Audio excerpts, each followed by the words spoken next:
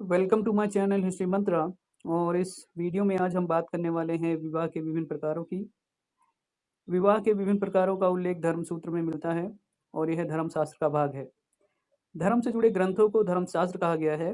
धर्मशास्त्र के दो भाग हैं। पहला भाग है धर्मसूत्र, जिसका रचनाकाल 600 से 300 ईसा पूर्व है। दूसरा भाग स्मृति है, जिसका रचनाकाल 200 ईसा पूर्व से 900 ईस्वी है। मनुस्मृति ग्रंथ स्मृति की श्रेणी में आता है, जिसका समय 200 ईसा पूर्व से 200 ईस्वी माना गया है। कुछ विद्वान इसे बहुत बाद का मानते हैं। आइए हम धर्मसूत्र में मिलने वाले 8 प्रकार के विवाहों के बारे में चर्चा करते हैं। धर्मसूत्र में 8 प्रकार के विवाहों का उल्लेख है। ये 8 विवाह हैं: ब्रह्म, देव, अर्ष, प्रजापत्य, असुर, गंधर्व, राक्षस और पैशाच। अब हम क्रमवार इनकी चर्चा करेंगे। पहला है ब्रह्म विवाह। इसमें पिता अपनी पुत्री को वस्त्र और आभूषणों आदि से सजाकर सम्मानपूर्वक वैद्य में निपुण और अच्छे व्यवहार वाले व्यक्ति से विवाहित करता था। दूसरा विवाह देव विवाह है। इस विवाह में पिता अपनी पुत्री को वस्त्र और आभूषणों आदि से सजाकर सम्मानपूर्वक स्थानापन्न पुजारी को समर्पित करता था। इस प्रकार का विवाह केवल ब्राह्मणों के लिए था।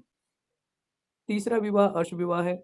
इस विवाह में प्रथा अनुसार पिता 2 जोड़ी पशु, गाय व बैल के बदले अपनी पुत्री को वर पक्ष को सौंपता था।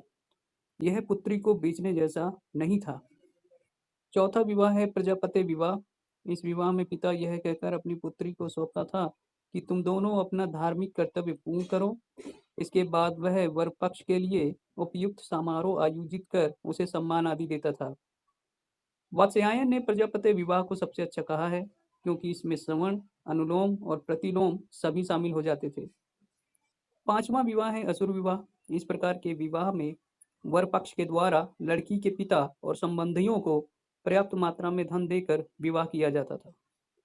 छठा विवाह है गंधर्व विवाह।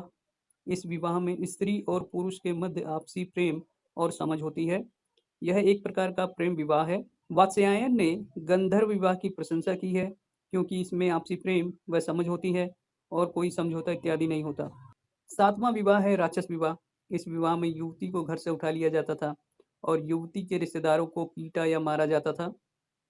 राक्षस विवाह में हिंसा शामिल होती है, इसी कारण यह सबसे खराब प्रकार का विवाह था। आठवां विवाह है पैशाच विवाह। इसमें निद्रा, नशा व अचेतनता की अवस्था में युवती के साथ यौनाचार किया जाता था। यह सबसे निम्न कोटि का विवाह था। पैशाच विवाह एक प्रकार से सुखमय अनुभूति के लिए किया जाता था, जो कि राक्षस विवाह से उत्तम है।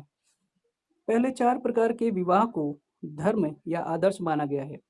इससे उत्पन्न संतान शुद्ध होती है। यह जाति वर्ण व्यवस्था का पालन करता है, माता पिता की अनुमति से होता है। लेकिन बाकी विवाह को सही नहीं माना गया है, क्योंकि इसमें माता पिता की अनुमति नहीं होती है। इस वीडियो को अंत तक देखने के लिए धन्यवाद। कृपया वीडियो को लाइक करें और शेयर करें। धन्यवाद।